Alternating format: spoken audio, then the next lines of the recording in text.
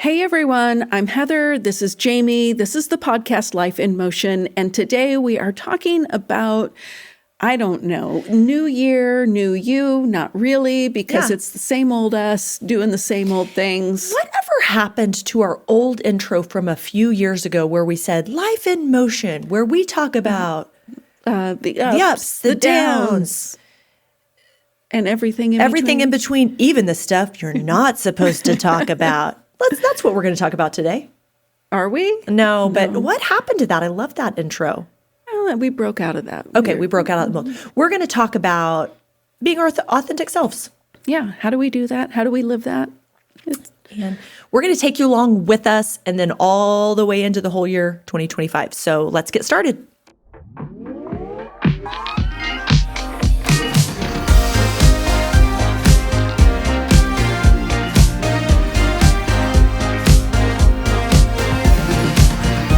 Okay, out for me in 2025 is caffeine. Coffee. The whole year? Not 100, For the rest of your not life? 100%, but I have given up coffee 98% so far. Why? Why? Because I feel like maybe my adrenals are a little overworked and I'm trying to give them a break. So I've switched to dandelion tea and drink. I kind of made a New Year's resolution. Not exactly, but this is one of my outs for 2025. I'm no longer going to start in January and say I'm going to read the whole Bible in a year because I can't keep failing over and over. Like it's messing with my mojo. Like once I fall off the wagon, then not this year, but last year, what happened was I got sick this year, I got sick in January. So then I miss a few days. And then I'm like, do you catch up or do you just pick up where you left off? But if you pick up where you left off, then you've missed some of the context. And I got to like the middle of January last year. And then I was like, I can't do it. And I quit reading my Bible altogether.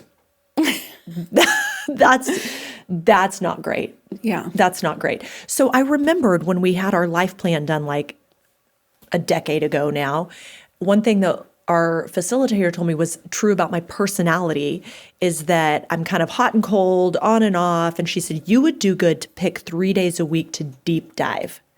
Like what 3 days can you do 2 hours? Mm-hmm. And what's weird is that seems less stressful to me than 15 minutes a day. Yeah. I don't know why, but like I started the year again. I was like, here I go with my Bible reading plan. I had the audio going in my car while I'm driving. And then I'm like 10 miles down the road and I'm just like, oh, I haven't heard one single word. Yeah. We're on Genesis 7. I don't have a clue I didn't listen to one thing, not one word. Yeah. But when I go deep, like I think I'm even going to come up with a plan, like how do I study every book of the Bible? Mm-hmm. And if it's over the next 3 years, then great. Mm-hmm. But like, how do I go deep and really figure out what it's saying? I love the series at church right now because we're going to do a deep dive of Mark. Great. I'm like living in this season of I love spending time with young adults that are not as young as my kids, but not necessarily like married with kids, like either single or newly married. And a friend of mine asked me to do a book study. Brian and I meet with her and her husband every 6 weeks, and she asked me to do a book study with her and to do emotionally healthy spirituality.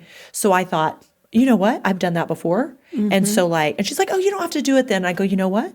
I'll do it with you. But I've already done it. So I might just pull out my notes and go through it with you. So I pulled out my stuff and I was like, oh, like God still wants to do something in me also. I'm going to have to update these notes. So yeah, I was like starting to read the text. I was like, feeling like all this wild conviction. And then I knew for sure it was the Lord because then Whit preached the weekend service and it kept like stirring back up in me. And I'm like, oh my gosh, I've got to deep dive into this and go all in.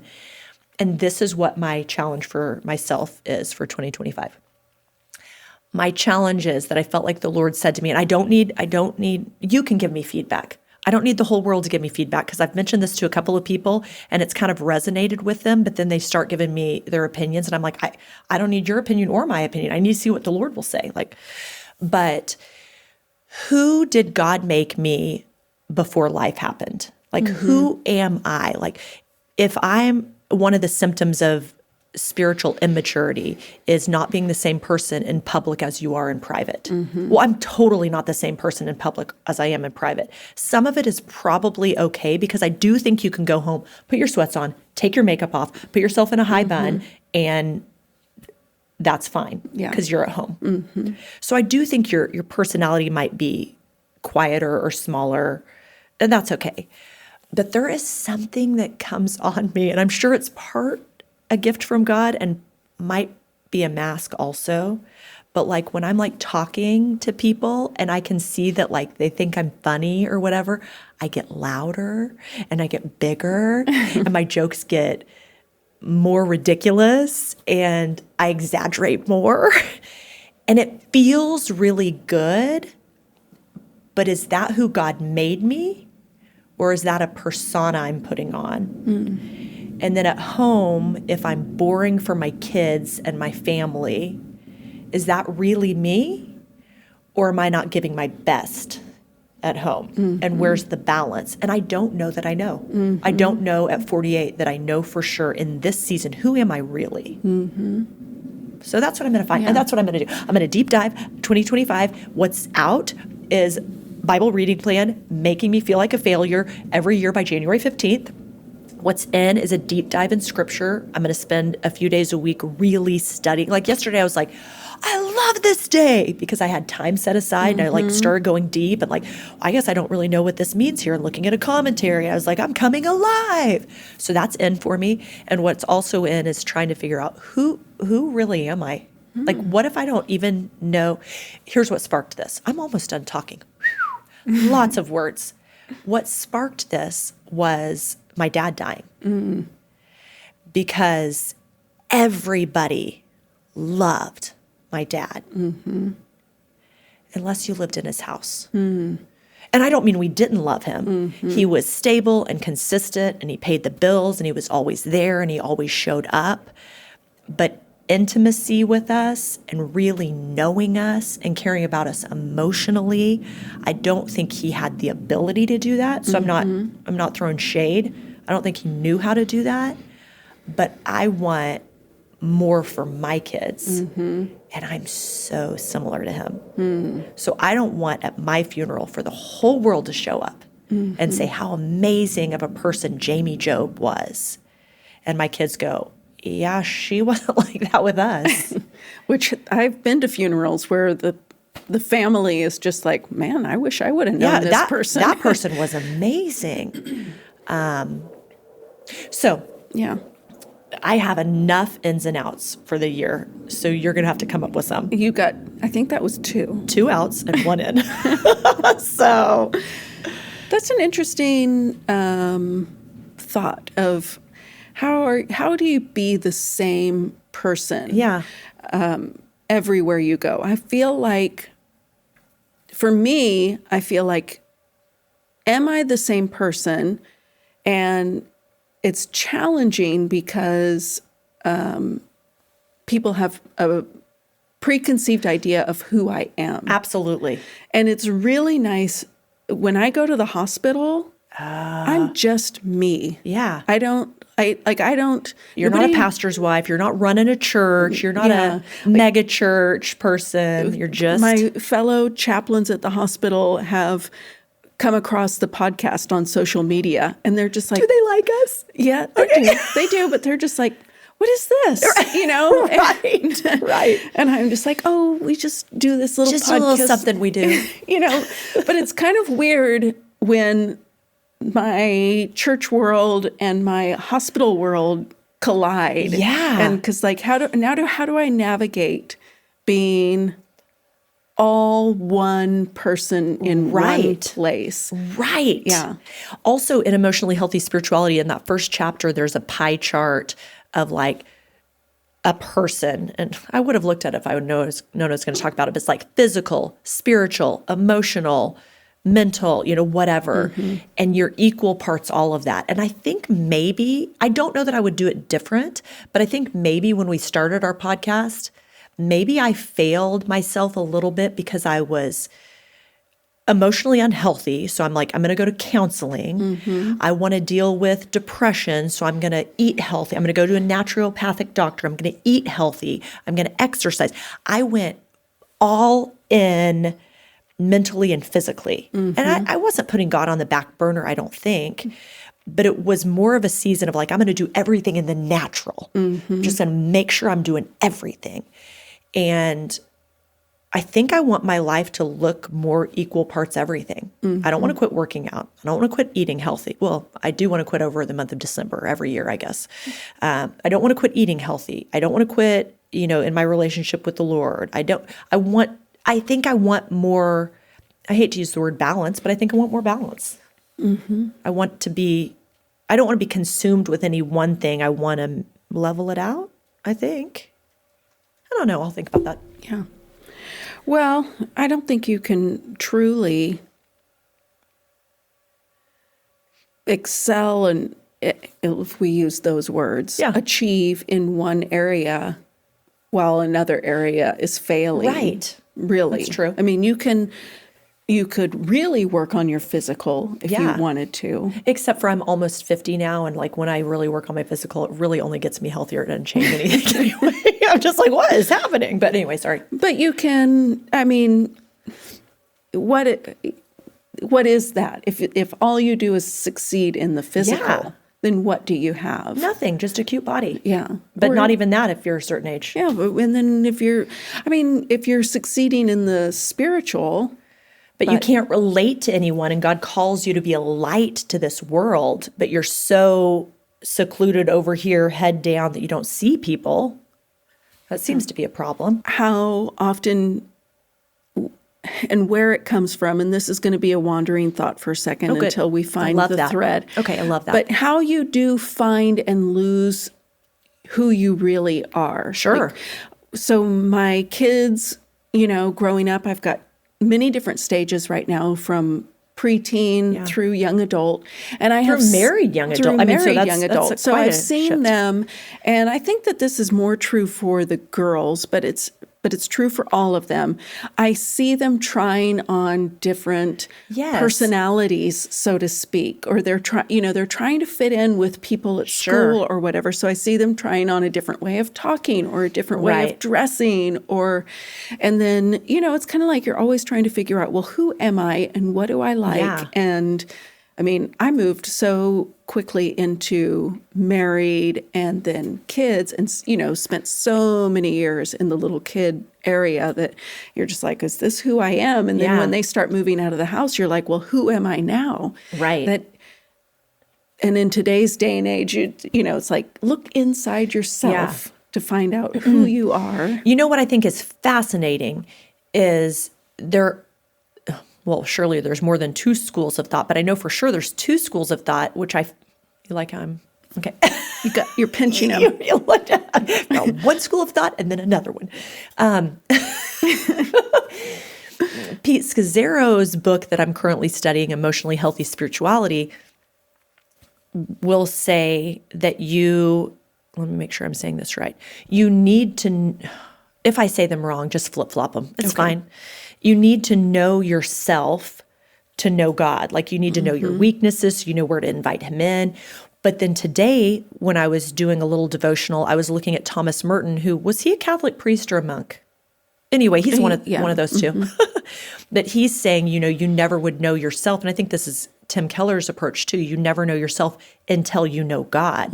Like, you need to see yourself in light or through a lens of God and seeing yourself.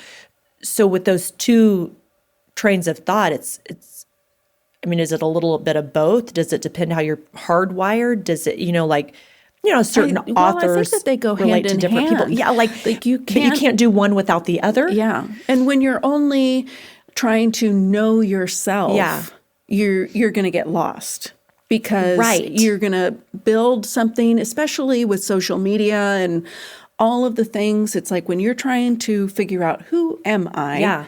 Where are you looking for that information?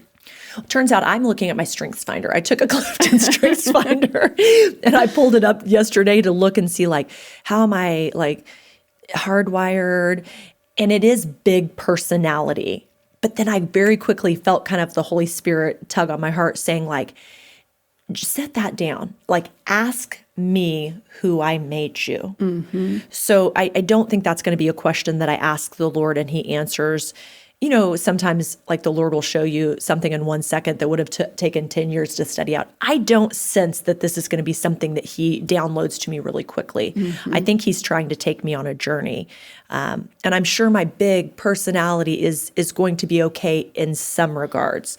But I want to know, who did he make me? And like, you know, talking about your kids and trying on different things, that is definitely one way. But I also think what you've lived through and what your coping mechanisms are, what your family of origin was like, and how you had to protect yourself from certain things. Like, I can cut people off really quickly. And I think I learned that at home. You know, like, if there's betrayal or there's hard feelings, or you just, I can cut you off because I'd rather hurt myself than allow you to hurt me. Well, that's not healthy. Yeah. And I don't think God made me that way, but it's something I learned very young. And so I can easily fall into that. What's interesting is I can see the propensity in Eleanor to do that, which means maybe I haven't healed myself yet. I don't necessarily know that that's a bad thing. Okay, Like, that's fair. I mean, consider that you have, if the same thing is in Eleanor, and she is able to differentiate between people that are going to hurt her and take advantage of her, but she can do that from a healthy perspective. That is good, Heather, because remember earlier in the first semester of school when I told you this story, and I think I can share it. It's far enough away, and I don't think anybody would know who I'm talking about. But in the first semester of school, I was really concerned. Eleanor told me this story after school, and she said, "You're never going to believe what happened." I was like, "What?" And she said, "Well, I wanted to sit with these friends at lunch, and they went to get hot lunch, and I had cold lunch, and so I sat in the table that they wanted to sit at." And she's like, "Well, we don't have assigned seats, but it is somebody's table." And I knew it, but I sat there, and they walked up, and they're like, "You need to move." And so Eleanor says in return, "We don't have assigned seats, so I'm sitting here today." And the response, I can't even remember now. They said, like, "Well, this is our table." Yeah, this is our table. You know this is our table. And she just kept kind of playing dumb, or just kept saying, like, "There are no assigned seats, so that's strange." Yeah. Like, I'm sitting here. And then another kid comes up and was like, "Did so-and-so talk to you? Because this is our table." And Eleanor was like, "There are no assigned seats. Like, this is where I'm sitting." So she told me the story, and I was just like, "Oh my gosh, why are you stirring up dissension in your grade? Why would you do this?" Like, oh my gosh. Because if I did it, I would 100% be out to get you. Yeah. Which is horrible. But she was like, "Mom, I just feel like it's okay to stand up for what's right." And I was like, oh my gosh. But then I told you, and you go, "Good for her." Yeah. Because at least those girls are going to know that she's going to stand for what she believes in. Good for her. Yeah. Bravo. Yeah. And so then I double checked you, and I checked with Brian. He's like, "Yeah, that she did the right thing." And I was just like shocked. Like, okay. Because there is. But it came from a pure heart, not a wounded heart. Yeah. And then there is a special gift in that, because it can then be used to protect other people. And you have that gift of protecting people. I am a defender. And fighting people. True. Fighting for people. I like fighting people better. But yeah. It is a gift. It is, when you, like every gift, when used as God designed. Yeah. And not the shadow side of it. Yeah. So the Lord's going to show me. I believe that he will. It's really interesting to, go. I remember years ago, at least 15 years ago, doing a name study for myself. I remember this. I, I don't know why. I've never liked my name. My name is Heather Dawn. Dawn. Your name's cute until you say it like that. It is such a hippie name, and my parents were hardcore hippies, and so it just is. If your name's Heather, we love you. so good nature. grief. I know. It's like, it's fine. It's fine. it just sounds like something your hippie parents would name you when they're high on pot. Or and, they're enjoying a sunset and they're like, look at the heather in the, it's like, I've never liked it. Anyway, but I was doing a name study, and heather is a plant, flowering plant. It's a small shrub, and it's hard to contain, which was just like, that's amazing, because there have been many, many times in my life where people are like, this is your box that you can't, yeah. you need to fit into. I broke up with a boyfriend for this reason, because he was like, he wanted to be a pastor, and he was like, I don't know that you would be a good pastor's wife. And I'm like, well, then I don't think I'm the girl for you. Yeah. Because I don't want to fit into some prescribed idea of what a pastor's wife should be. And it really brought a lot of freedom to me to be like, this is who you are, is someone that's not going to easily fit into a box. Yeah. And it has its struggles for sure, but I'm going to see if I can find and post a picture that I have of you. I don't know if I can find it.